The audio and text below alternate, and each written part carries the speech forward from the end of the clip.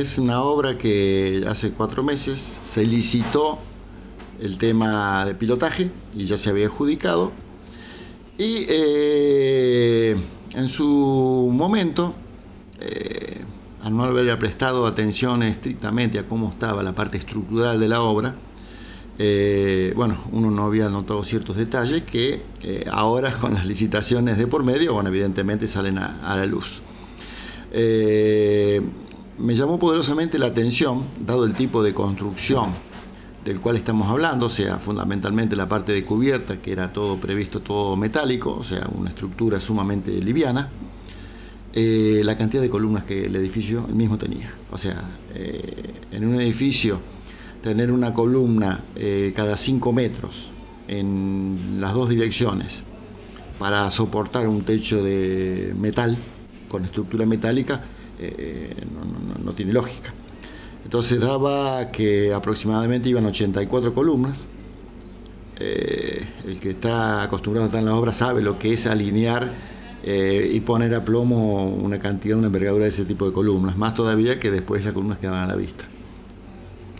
Entonces, eso por un lado. Y por otro lado, todos sabemos que las estructuras metálicas, el gran problema no es el peso, o sea, no es sostenerla para que no se hundan, es sostenerla para que no se vuelen, porque el mayor inconveniente que tiene la estructura metálica es justamente eso, o sea, ante la acción del viento es muy factible que al embolsar el viento la estructura se vuele.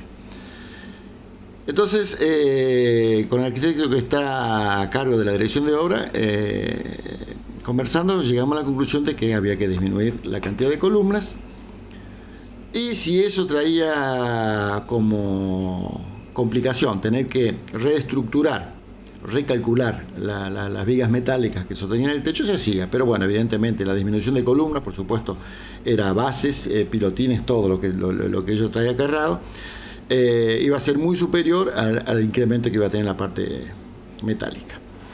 Bueno, nos pusimos en contacto, aprovechando que estaba la empresa Astoria acá en Marcos Juárez construyendo la terminal de ómnibus, para solicitarle un presupuesto reduciendo las columnas casi a la mitad. O sea, exclusivamente dejando las columnas perimetrales, no columnas internas, por un lado, y las columnas perimetrales, en lugar de poner una cada 5 metros, hacer luces de 10 metros.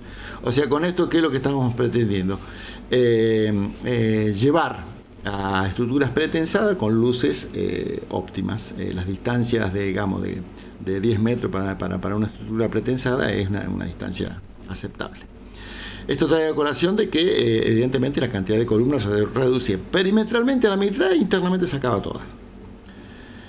Me dijeron que no había ningún inconveniente, que ellos me iban a dar una idea de una cotización como para que supiéramos dónde estábamos parados, pero a su vez hicieron otra propuesta en el sentido, digamos, de profundizar la idea, o sea, de todo lo que era metálico, transformarlo todo en pretensado. O sea, el techo. Toda la superficie de techo, no así los cerramientos verticales, o sea, todo lo que es paredes exteriores se mantenía siempre con el mismo criterio. Al principio puse objeciones porque evidentemente la partida presupuestaria que tenemos asignada de parte de la provincia es una y lógicamente esto que estamos hablando, el valor iba a ser distinto.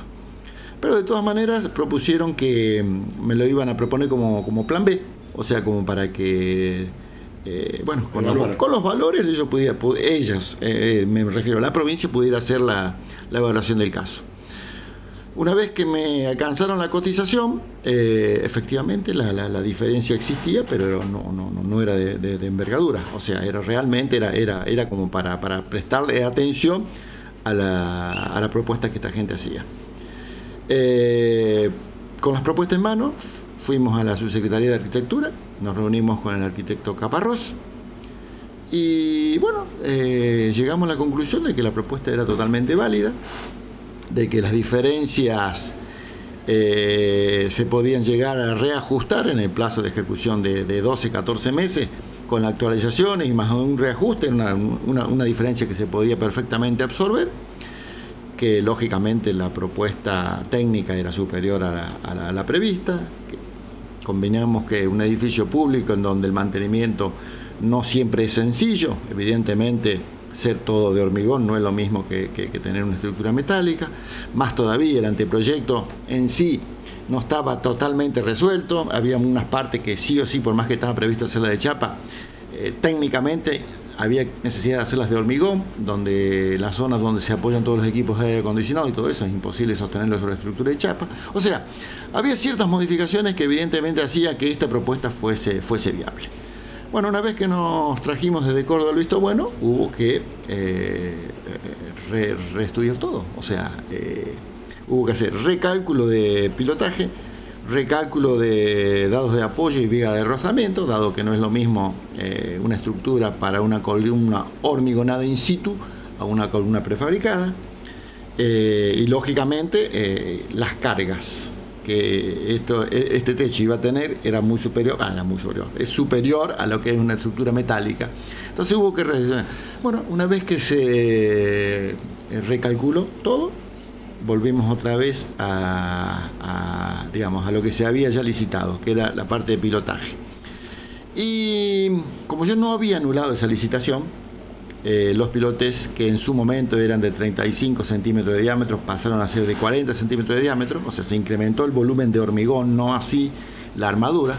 La armadura sí se modificó en realidad, la armadura, pero yo todo el material que tenía comprado, tanto en hierro como en hormigón elaborado, la cantidad de kilos de hierro terminó siendo exactamente la misma, una diferencia de 7, 8, 10 kilos, en 7.000 kilos, 7, 8 kilos de diferencia.